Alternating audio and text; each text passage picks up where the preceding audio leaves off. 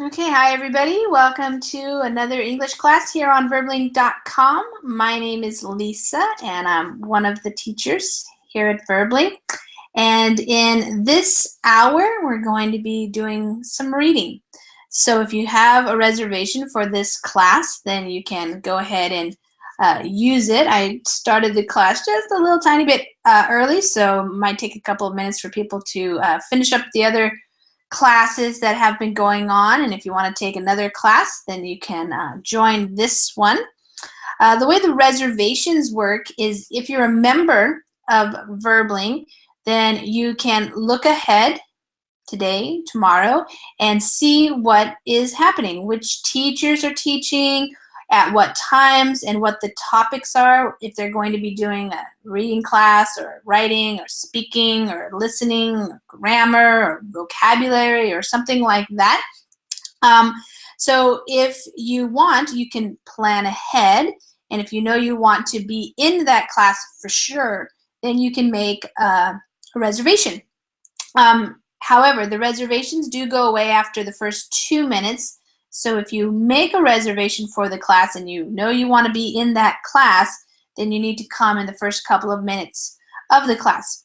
For the most part, the classes are not always full. Sometimes they're full, but we have a lot of classes going at the same time. Sometimes we have 2 or 3 English classes going at the same time, so there's usually plenty of room. If you're a student and you want to practice your English in some way, you can join one of the classes. So even if you don't make a reservation ahead of time, it's a good idea just to come by and see what's happening, and if you want to join a class, then you just click on the Join Class button. It's up there at the top, and it's always there when there's room. So we have the Google Hangouts here, and we can have up to 10 people total, so that's 9 students plus a teacher. So 9 people can be in a class at the same time. Sometimes it's nice when there's a nice full class, lots of interaction maybe, and people getting to practice. And sometimes it's nice when there is a class that has less people in it, because then you have the opportunity to maybe speak more, read more, practice your English more one-on-one with the teacher. So it doesn't really matter if there's 1 student, 2, or 9 students in the classroom to the teachers, because we are showing up every time we have a class scheduled.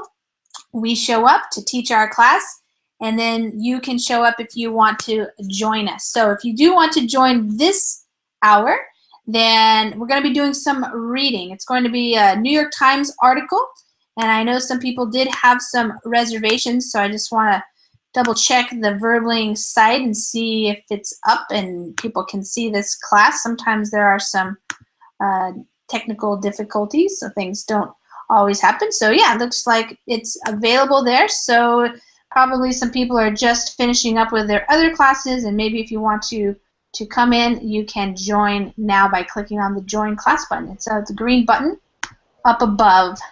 Hi there, Tati Tulin. How are you doing? Hello, I'm fine, thank you. All right, well, welcome to class, and Shadow's also joining us, so hi everybody, come on in. Whoever wants to join the class, now would be a good time to join so that we can get started with reading the article. Usually in the classes we take the first couple of minutes, maybe the first 5 minutes even, just to give people time to come in and join the class, and then we start the lesson about 5 minutes after the hour, just so that people, we can all work together, because if I start the class and then people start joining, it's a little bit harder if I have to keep telling everybody what we're doing. So, hi Lucas, welcome. Hello, Lisa. How are you? I'm fine, and you? Good. I'm good, thanks. So I'm going to put up here, this is the document that we're going to be reading.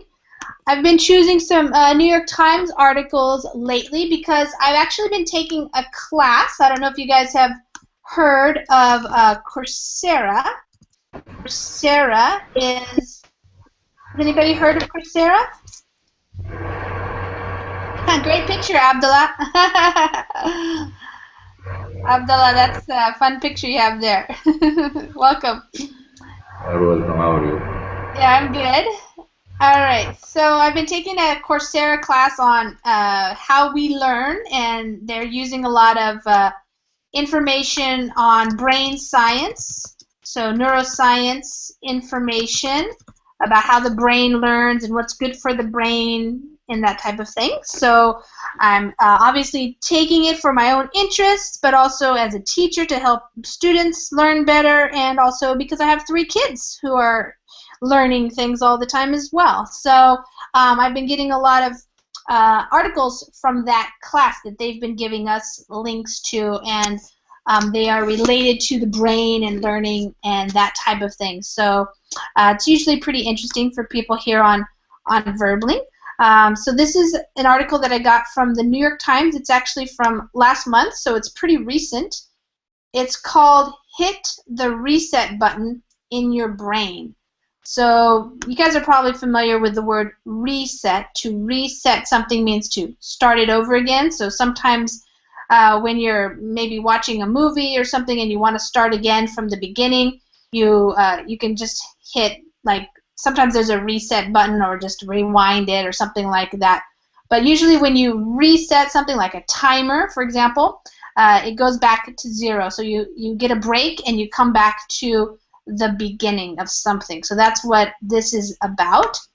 So I'm going to read, and then you guys will read, and then I'll go over some vocabulary words and grammatical structures and things that I like to point out to people while we're reading so you can learn. And if you have any questions at any time, you can always unmute your microphone and just ask me your question. You can also type in the group chat or the Verbling chat, though sometimes switching back and forth, I don't always see it right away, but that's also a good way to ask some questions during the class or to make a comment or something like that. Okay, so we'll just get started, and if some other people join us, then we will just add them into the rounds of reading. All right, here we go. Hit the reset button in your brain. This month, many Americans will take time off from work to go on vacation, catch up on household projects, and simply be with family and friends. And many of us will feel guilty for doing so. We will worry about all of the emails piling up at work, and in many cases continue to compulsively check email during our precious time off. But beware the false break. Make sure you have a real one. The summer vacation is more than a quaint tradition. Along with family time, meal time, and weekends, it is an important way that we can make the most of our beautiful brains. Okay. Tati Tulin, why don't we start with you? Okay. This month, many Americans will take time off from work to go on vacation, catch up on household projects, and simply be with family and friends. And many of us will feel guilty for doing so. We will worry about all of the emails piling up at work, and in many cases continue to compulsively check email during our precious time off. But beware the false break. Make sure you have a real one. The summer vacation is more than quaint tradition. Along with family time, meal time, and weekends, it is an important way that we can make the most of our beautiful brains. Okay, great. All right, so now let me go over some of the words. So taking time off. Taking time off. Yeah, do you know what that means? Taking time off, it means take time. For example, time off, it means like vacation. Yeah. to spend free time. Exactly. Free time. Yeah. So if you're working, you're a student maybe, or you have a job or something, and you take time off, it means you stop doing that thing. So you take time off from studying or from working or something like that, and then you might do something else. So you might go on a vacation. You might catch up on household products. So here's a phrasal verb. I like to point out the phrasal verbs. People tend to have trouble with them. So if you catch up on household projects, sorry, it means that you do the projects that you haven't been able to do in the past. So maybe you have to fix something and you're so busy while you're working you don't get to it, and now you can take some time off from work and you can do those things. You can catch up on those projects. Or maybe you just want to be with your family and friends. So they're just taking this idea here and saying when you take time off, and remember this was written in August, so that's a common month here in the U.S. and I think in Europe especially, for people to go on vacation, have a holiday, not do work during that time. All right, but some of us, or many of us, will feel guilty. Tatituli, what does it mean to feel guilty? Feel guilty, it means like you feel fault for doing something. Yeah, like you shouldn't be doing it, really. Like you shouldn't. Right, so you feel guilty. Yes, sometimes when I'm on a beach and lying on the sand, I think, why I'm so alone here? I feel like guilty. Yes. I have so much to do. Right. So sometimes if people feel guilty while they're on vacation like that, like I have so much I have to do, how can I be sitting here on the beach relaxing? This is crazy. Yeah. They worry. So we start to worry about all of our emails that are piling up. So to pile up means like think of a piece of paper and somebody brings you one piece of paper and then they put another one on top and then another one and another one. It just gets more and more and more. So your emails, think of your inbox, as you're away on the beach or something, you start thinking of all the emails that are probably coming into your inbox and they're piling up more and more. And so sometimes what we do is we start to compulsively, like every 5 minutes or every half hour, we do this by checking our email, on our phones or something like that, even during our precious time off. Precious meaning it's very valuable. We don't get very much time off, and here we are kind of working while we're on vacation. So they're saying beware of this, beware of doing this. It's like a false break. So it's, instead of a real true break, you're getting a false break because you're still working. And they say make sure you have a real one. You do need a break. So the summer vacation is more than a quaint or kind of a nice or sweet or a thing that we do, a tradition. It's actually necessary. And they're saying along with, so not just a vacation, summer vacation, but family time, meal time when you're eating dinner, for example, with your family, weekends when you don't have to study maybe as much or go to classes or work. These are important ways that we can make the most of our beautiful brain. So to make the most of something is to get the most benefit out of it, to use it to its best.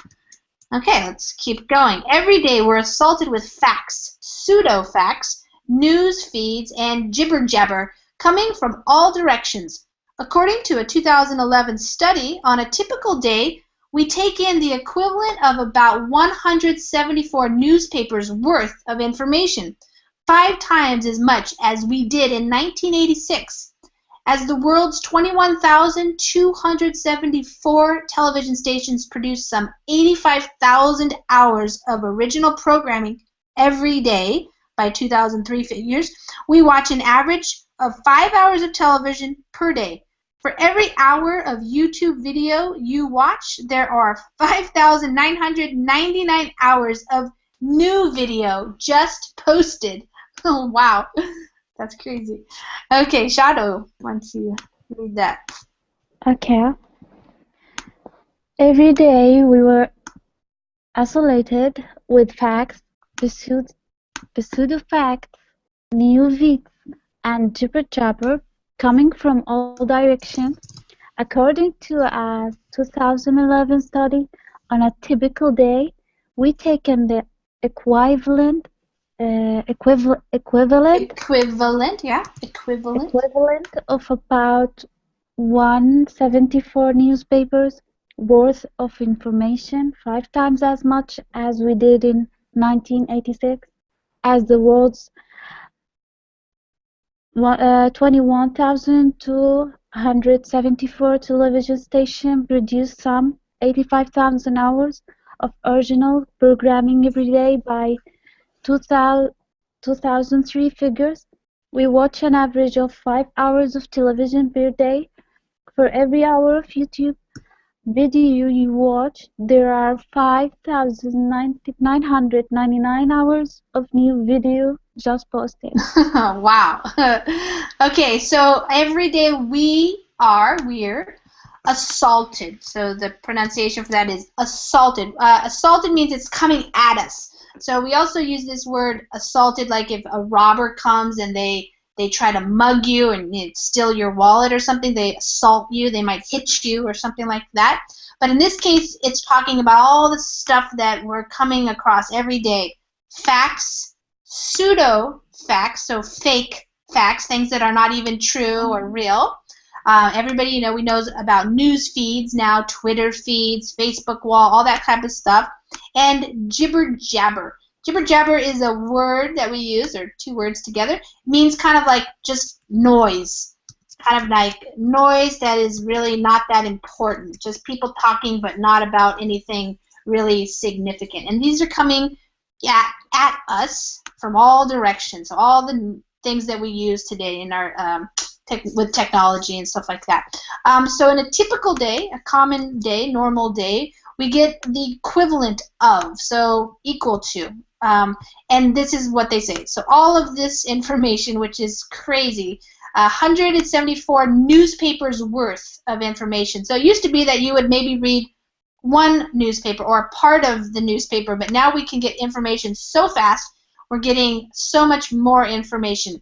And this is amazing. Every time you watch an hour of YouTube, people are continually posting. So almost 6,000 new hours have just been posted to YouTube. So it's like an unlimited amount. There's no way you could watch everything on YouTube, for example. If you're feeling overwhelmed, there's a reason. The processing capacity of the conscious mind is limited. This is a result of how the brain's attentional system evolved.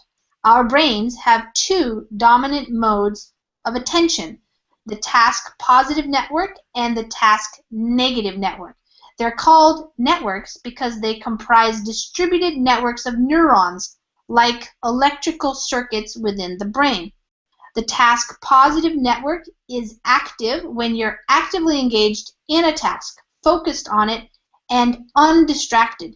Neuroscientists have taken to calling it the central executive. The task negative network is active when your mind is wandering. This is the daydreaming mode. These two attentional networks operate like a seesaw in the brain. When one is active, the other is not. Okay, Lucas. If you are feeling overwhelmed, there's a reason. The processing capacity of the conscious mind is limited. This is a result of how the brain's attentional system evolved. Our brains have two dominant modes of attention, the task positive network and the task negative network. They are called networks because they comprise distributed networks of neurons, like electrical circuits within the brain. The task positive network is active when you are actively engaged in a task, focused on it, and undistracted. Neuroscientists have taken to calling it the central executive. The task negative network is active when your mind is wandering. This is the daydreaming mode. These two attentional networks operate like a seesaw in the brain. When one is active, the other is not. Good. Okay. So if you're feeling overwhelmed, like, oh, there's too much to do, I don't know where to start, or I'm tired of all of this, that's what a feeling of overwhelm is. If you feel overwhelmed, you just feel like, oh, it's too much going on. If you feel that way, there is a reason why you feel that way. And it's it has to do with our brain, our processing capacity. So to process information, to understand it, to read it, listen to it, and then try to understand it, our capacity to do that is limited. So our ability is limited. We can only do so much. So they talk about this as how the brain's attentional system evolved, so how it was kind of changing over time. And attention is like what you pay attention to. So they're basically saying we have two dominant modes of attention, so two major main modes. One is task. So task is like a little job that you have to do. Like anything you do is a task. So, you know, if you're studying something, thinking, reading, you know, driving your car, any of those things, they're task positive, and then there's task negative. And they're called networks because they're like a network of neurons. Neurons are the nerves, and these are like electrical circuits, sort of kind of like your electrical system of your house. You have an electrical system of neurons in your brain, and they're distributed throughout your brain like that. Most people know that about the brain nowadays. We know a lot more than we used to know about how the brain works. So anyways, the point of this paragraph is that when you're in using the task positive network, that means you are actively engaged in a task, in doing something. Like right now, you guys are actively engaged in reading, thinking, maybe translating, looking up words, this kind of thing. We're focused here. We're looking at this article, reading it, and hopefully we're undistracted. It can be hard nowadays not to get distracted, especially if you have your Facebook page open or your Skype or something like that. But if you're in the task positive network, you're undistracted, you're thinking, you're focused. That's called the central executive. All right. Otherwise, if you're in the negative, then your mind is wandering. Wandering is like when you take a walk, you take a stroll, and you're just kind of looking around things. That's what your mind does when you're in a daydreaming mode, when you're just not really thinking about anything in particular. You're just kind of a very relaxed kind of mode. And so a seesaw is, we also call it like a teeter-totter, where like it's a toy where kids, like you're either up or down. So both parts of your brain can't be working at the same time, both networks. You can only be having one active and the other one not active. So this two-part attentional system is one of the crowning achievements of the human brain. And the focus it enables allowed us to harness fire. So these are all the things we can do. Harness fire, build the pyramids, discover penicillin, and decode the entire genome, human genome. Those projects required some plain old-fashioned stick-to-itiveness. But the insight that led to them probably came from the daydreaming mode.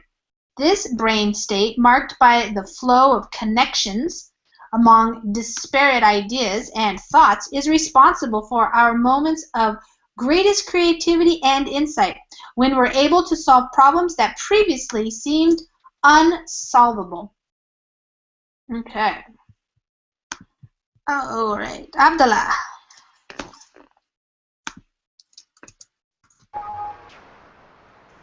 Okay, Starting at this two-part right here. yes. This two-part attentional system is one of the crowning achievements of human brain, and the focus it enables allowed us to harness fire, build the pyramids, discover penicillin, and decode the entire human genome.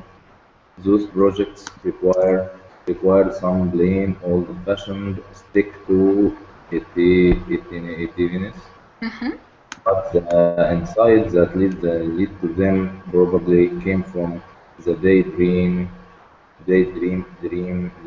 mode. Mm-hmm. This brain state, marked by the flow of connection among disparate idea and thoughts, is responsible for our moments of greatest creativity and insight. When you are able to solve problems that previously seemed unsolvable. Mm-hmm. Good. Okay, so two-part attentional system. It has two parts. It's one of the crowning achievements. So crowning achievements is like a great achievement, something that the human brain has been uh, capable of doing. It's like a success. So it's the highest achievement that the brain has so far that we know about. The reason why is because it allows us or enables us to focus and harness fire. So to be able, we with this ability, we have been able to do amazing things with our brains, the human brain. So we could harness fire just means we learned how to use fire, how to create fire. People in the past built the pyramids. Other people discovered penicillin and other types of medicines and things. Recently, they decoded the entire human genome with the genes and all of that DNA, that kind of stuff. So, that's a pretty cool thing that our brain has been able to do, these things. And those projects required or needed just plain old-fashioned. Whenever we say plain old-fashioned, nothing fancy, but just you had to stick to it. So to stick to it means to keep working on it. So our brains are capable of continuing to learn and learn and learn and learn because we can stick to it. We can try to solve a problem. But that's the focused mode. But the insight, the discoveries, like, oh, now I understand this, probably came from the daydreaming mode. So the time when you actually weren't focused on the problem. And they're saying that this brain state, this is kind of the mood that the brain is in, or the way it is working, is helps all of these different disparate ideas. Disparate means different. Kind of, they seem to be unrelated, perhaps, these different ideas, but then actually they come together while you're daydreaming, and then you have a lot of creativity and insight. So these times, when you're daydreaming, they can often lead to solving your problems that maybe before you couldn't solve, that you thought were unsolvable. So those are like the aha moments after you've worked really, really hard and then you kind of give up and then you go for a walk and you're like not even thinking about it and then you like, oh, now I know how to do it. That's the idea. You might be, let me just say hi to Andre. Hi, Andre. Welcome. Hi, teacher Lisa. Thank Hi. you. Yeah. You might be going for a walk or grocery shopping or doing something that doesn't require sustained attention, and suddenly, boom, the answer to a problem that had been vexing you suddenly appears. This is the mind-wandering mode, making connections among things that we didn't previously see as connected. A third component of the attentional system, the attention filter, helps to orient our attention, to tell us what to pay attention to and what we can safely ignore. This undoubtedly evolved to alert us to predators and other dangerous situations. The constant flow of information from Twitter, Facebook, Vine, Instagram, text messages, and the like engages that system. And we find ourselves not sustaining attention on any one thing for very long. The curse of the information age. Andre, you want to read those two paragraphs? Starting with you might. Okay, you might. Okay.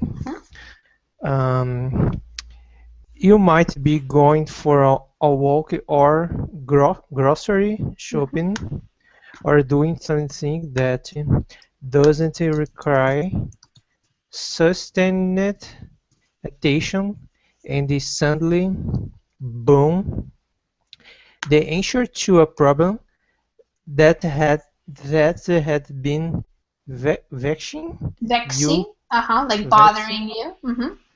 vexing you suddenly appears. This is the mind Mind wandering. mind wandering mode. Mm-hmm. Let me see. Oh Making my gosh. connections right here. Making connections among the things that we didn't previously see as connected. Mm-hmm. Can you keep going? Go ahead. Yes. Okay. A third component of the attentional system, Mm-hmm. the attentional filter, helps to orient our attention, to tell us what to pay attention to and what we can safely ignore. This undoubt, undoubt, undoubtedly evolved to alert us to predators and other dangerous situations. The constant flow of information from Twitter, Facebook, Vine, Instagram, text messages, and the like engages that system, and we will find ourselves not sustaining attention on any one thing for very long. The course of the information age. Mm-hmm. All right, so let me explain some things.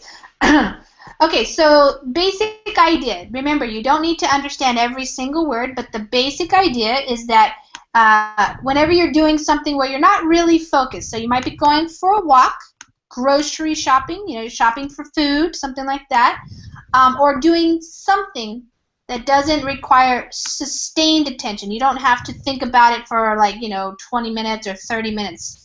Sustained is like over a time period. And then suddenly, like, boom, like all of a sudden, whoa, I got the answer, it came to my mind.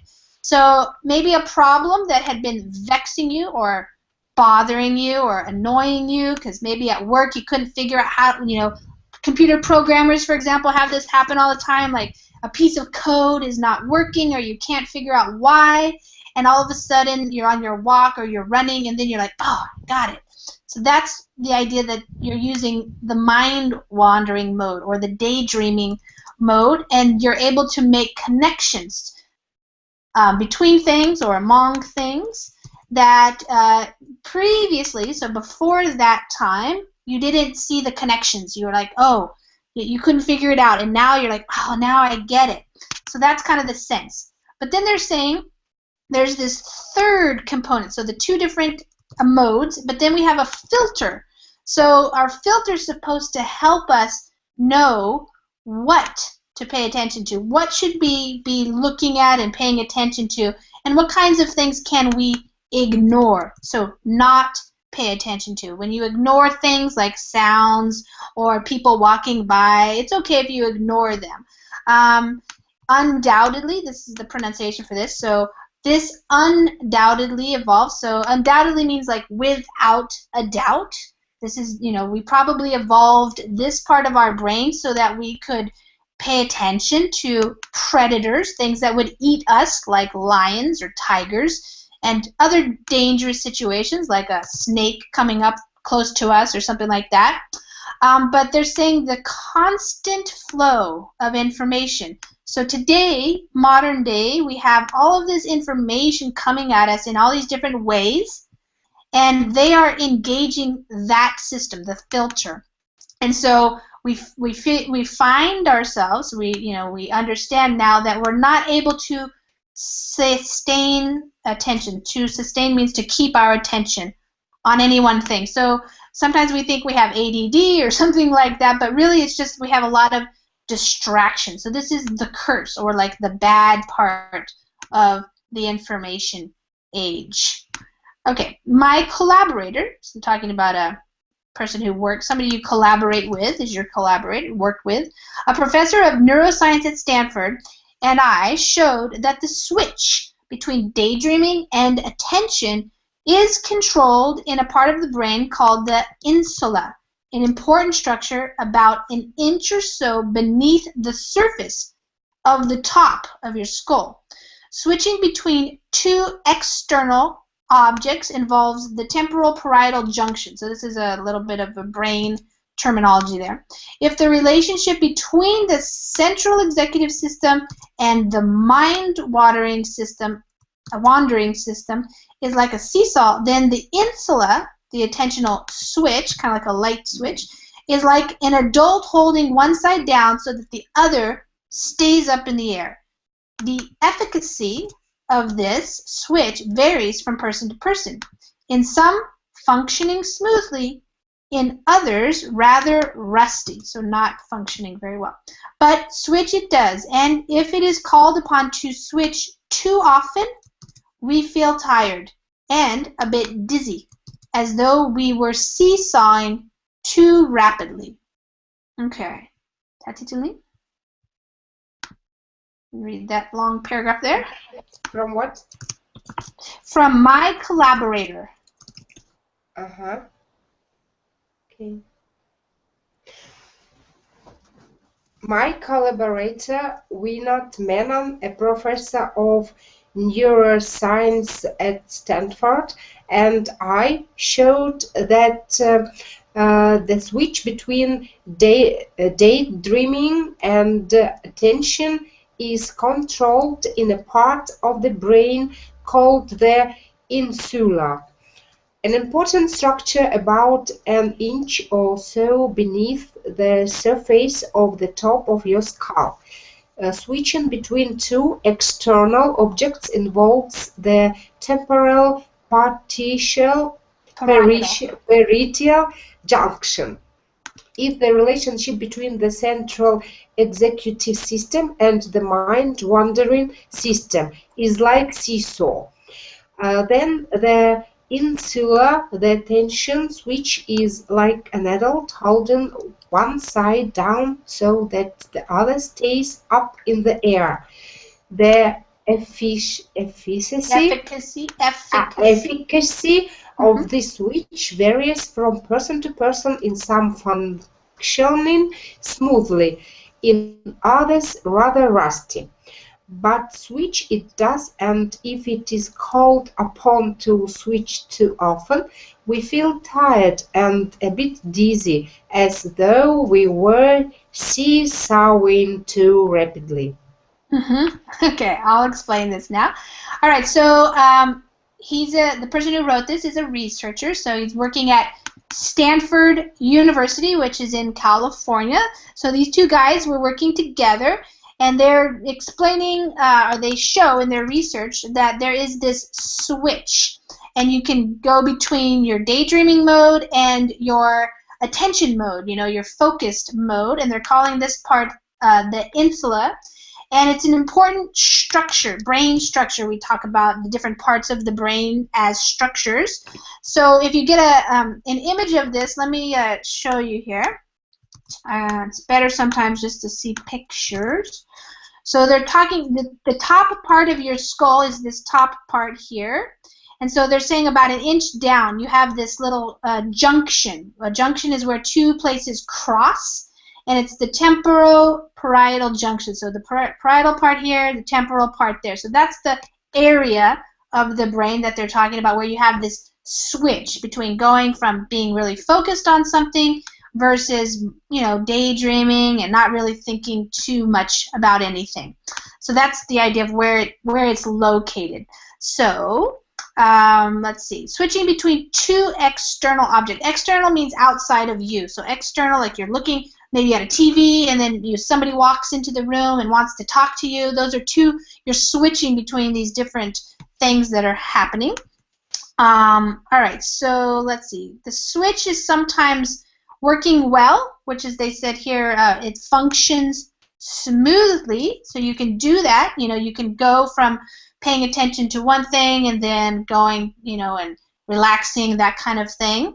The efficacy of something is how well it works. So sometimes the efficacy is smooth, it works well, or sometimes it's kind of rusty. Rusty is what happens with like metal when it gets that color brownish, orangish, and it's old, not working so well. It's not smooth. So this is what happens in our brain, they're saying. If it's called upon to switch too often, so if our brain has to switch between these two different modes, relaxed daydreaming, between that and focused, really thinking, it can get tired. We can feel tired and maybe even feel a little bit dizzy. And I wanted to show you what they're talking about with the seesaw. So they're using some images here. So a seesaw is this toy that we have for kids.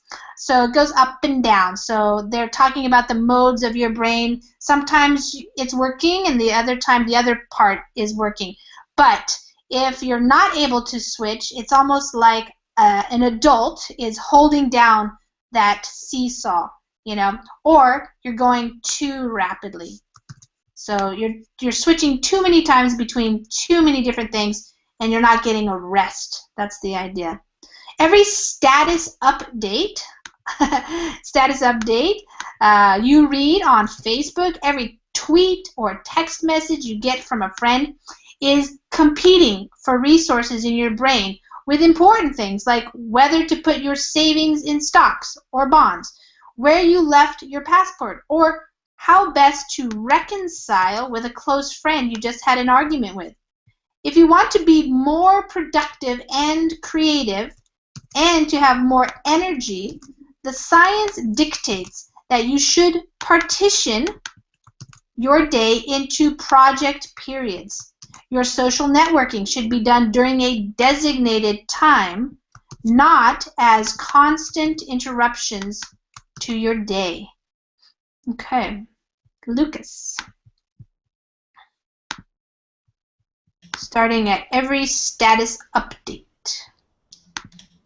Every status update you read on Facebook, every tweet or text message you get from a friend is competing for resources in your brain with important things like whether to put your savings in stocks or bonds, where you left your passport, or how best to reconcile with a close friend you just had an argument with. If you want to be more productive and creative and to have more energy, the science dictates that you should partition your day into project periods. Your social networking should be done during a designated time, not as constant interruptions to your day. Okay, so basically the idea is every time you have something happen, like on your phone, you read a Facebook update, or you got a text message, or something like that, your brain is competing. So this stuff is competing with the resources that you have in your brain to pay attention to other things, maybe perhaps more important things, and they gave you an example which may or may not be important to you personally, but we all have kind of more important things than looking at Facebook all day long, for example. So you might have to figure out where you're putting your savings. Do you invest or not? You might have to find something that you lost, like your passport, or you might have to think about how you're going to reconcile. That means to make up. So maybe you just had a fight or an argument with somebody who's close to you, and now you need to apologize and fix your relationship, that kind of thing. That's probably more important maybe than all of these things that happen constantly throughout the day. So they have some advice for us. If we want to be more productive and creative, so productive means like, as a student, you're able to study more and learn more things. as a worker, you're getting your projects done, you're creating new things, that type of thing. As an athlete, you're better at your game, something like that. And if you want to have even more energy, so not be so tired all the time, the science. So they're saying their research, their scientific research dictates, it tells us that we need to partition our day. So to partition something means to break it into different parts. So we need to have project periods, time periods throughout our day where we're working on certain things. So if you want to be on Facebook, social networking, maybe you need to do it like at a specific time, a time that you have chosen or designated. So you say, okay, like at 10 o'clock, that's when I check my email, something like that. And so you don't have constant, like all day long, interruptions distracting you. That's the idea there. Email, too, should be done at designated times. An email that you know is sitting there unread may sap attentional resources as your brain keeps thinking about it, distracting you from what you're doing. What might be in it? Who's it from? Is it good news or bad news? It's better to leave your email program off than to hear that constant ping and know that you're ignoring messages.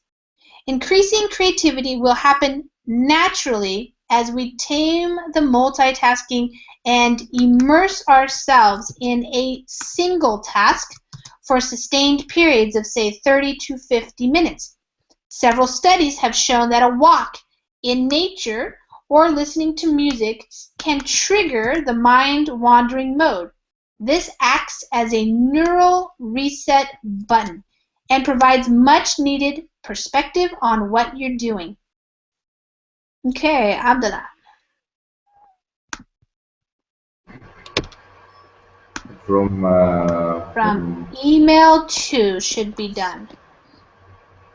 email too should be done at designated time, and an email that you know is sitting there unread may sap attentional resources as your brain keeps thinking about it, distracting you from what you are doing, what might be in it, how it formed, is it good news or bad news. It's better to leave your email program off than to keep that constant ping and know that you are ignoring the message. Increasing creativity will happen naturally as we tame the multitasking and immerse ourselves in a single task for sustained period of say 30 to 50 minutes. Several studies have shown that a walk in nature or listening to music can trigger the mind-wandering mood.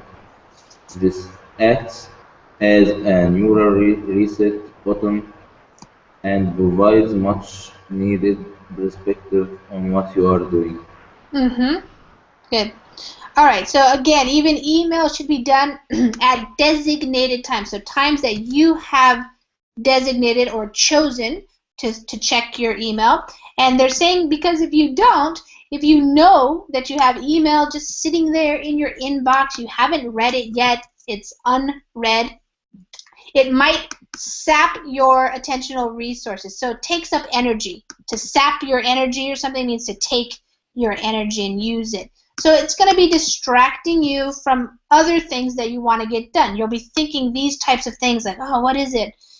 So it's better to leave your email program off so that you don't hear the constant ping. So if you leave your email program on, especially like on your phone or something, then a lot of times people get some kind of ping or a signal, like a noise, that every time you get an email or a text message or something like that. And so it's hard to ignore them. So what we need to do to increase creativity, it's going to happen naturally. Our creativity will increase naturally if we can tame the multitasking. So tame, you think of like taming your dog or taming a lion. You tame yourself so that you're not always trying to do 100 things at once. That's kind of an exaggeration, but to tame the multitasking, to stop multitasking, and instead immerse yourself in one task, a single task for a certain amount of time, so a certain time period. And then they say about the other studies have shown that you can get into this mind-wandering mode. It can kind of make it happen if you listen to music or go for a walk out in nature. You get into that mode where you're not thinking so focused, you're just kind of daydreaming, and that acts as a neural reset button. So that helps to reset your brain so that you can get back to the focused time a little bit later. All right, so it gives you perspective on what you're doing, what you're working on.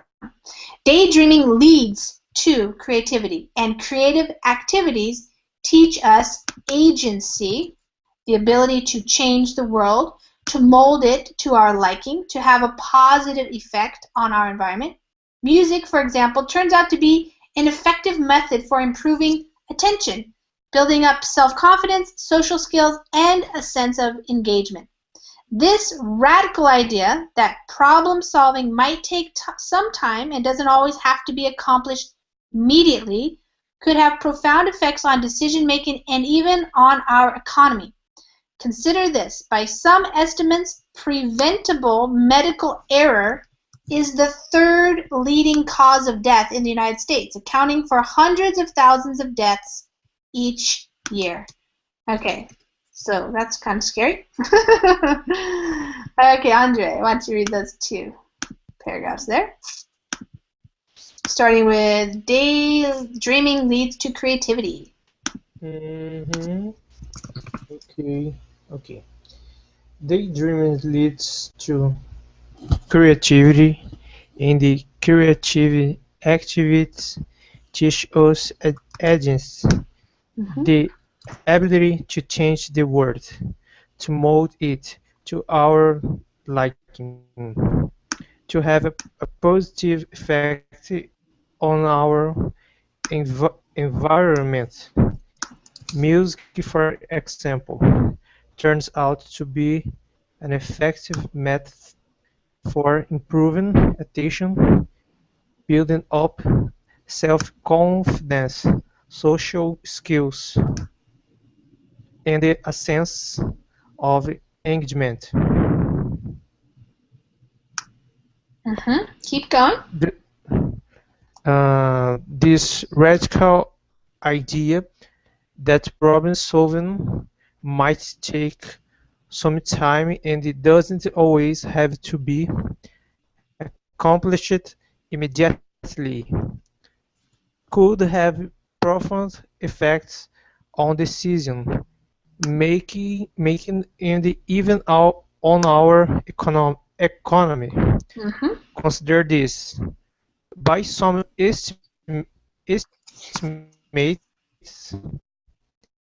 Prevent Bureau, the leading cause of death in the United States, accounting for hundreds of thousands of deaths each year. Okay. Go ahead. Stop there, and then I'll go over this.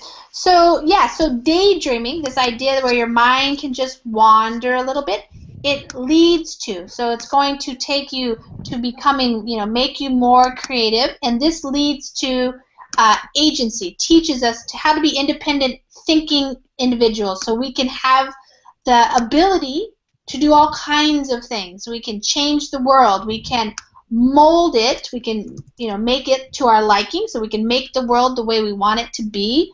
We can have a positive effect on our environment, so we can make changes and have healthy air, clean water, that kind of thing. Also, music is a good thing. Turns out to be an effect. It turns out to be, so it means when we discovered that music, the research shows that music is an effective method for improving attention. This is a good thing for kids. They love to listen to music, especially teenagers, so it helps them build their confidence, self-confidence, so confidence in themselves, social skills, how to get along well with other people, and a sense of engagement, being involved in your own life, doing things that are important.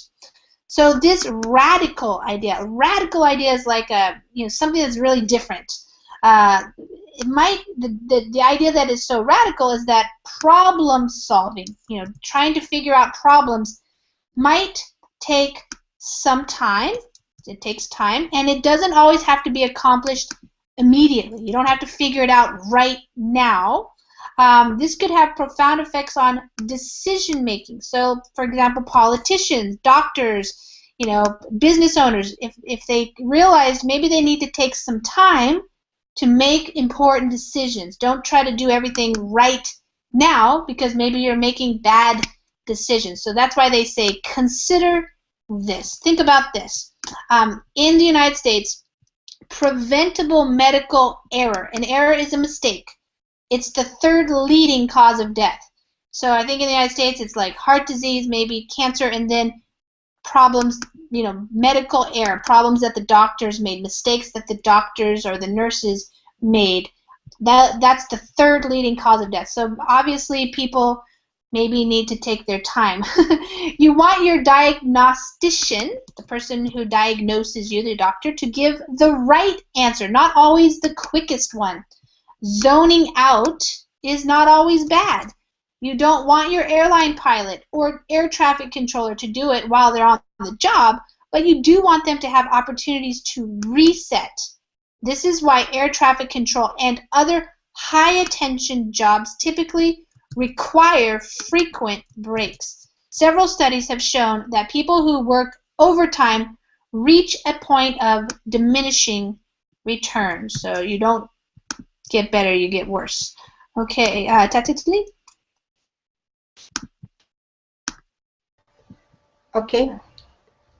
You want your diagnostician to give the right answer, not always the quickest one. Zoning out is not always bad. You don't want your airline pilot or air traffic controller to do it while they are on the job. But you do want them to have opportunities to reset. This is why air traffic control and other high attention jobs typically require frequent breaks. Several studies have shown that people who work overtime reach a point of diminishing returns. Good. All right, so basically zoning out is another way to say like where you're not really thinking about something, you're just daydreaming, you're not paying attention. But that's okay sometimes. You don't want your pilots or people like that that need to be paying attention. You don't want them to be doing that when they're working, but they have to pay really high attention. You have to always be paying attention, so they need to have frequent breaks. So they have to take a lot of breaks during their day so they can reset themselves and be able to think again.